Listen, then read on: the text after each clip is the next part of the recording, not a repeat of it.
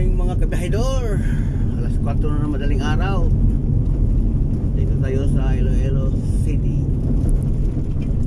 So, itong pinakita ko sa inyo na view mga kabahidor. Itong daan na to. Ito ang downtown sa Iloilo City. So, sa pag-araw to dito kabahidor, napaka-busy, napaka-traffic.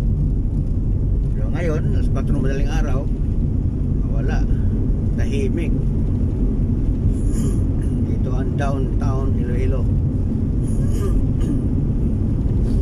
Dito tayo sa Iloilo City, mag-ikot-ikot mga kabahidor.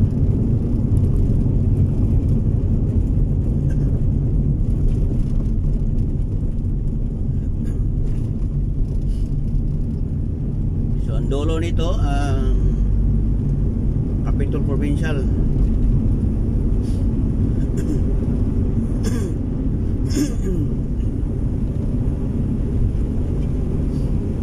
Ito ang Kapitolyo ng Iloilo Province sa dulo.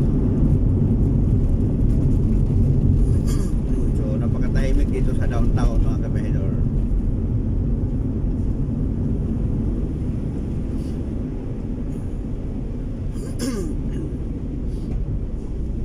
Kaunti ba ang mga ano rito?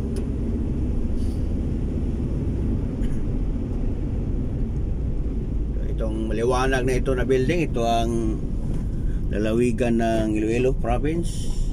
Itong Kapitolyo, ito ang luma, no? Ang likod nito ang bagong building. Ito ang plaza sa harap.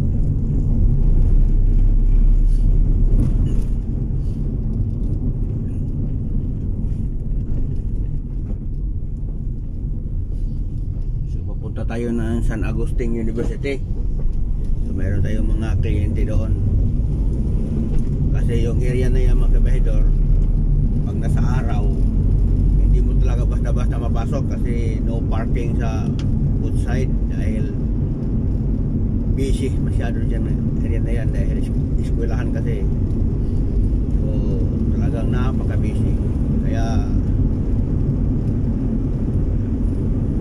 gumawa ako ng schedule, kailangan madaling araw talaga siya.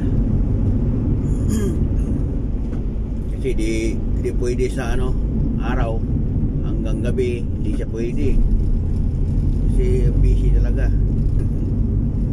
Madaling araw lang talaga ang schedule niya mga kabahidor, pwede dyan.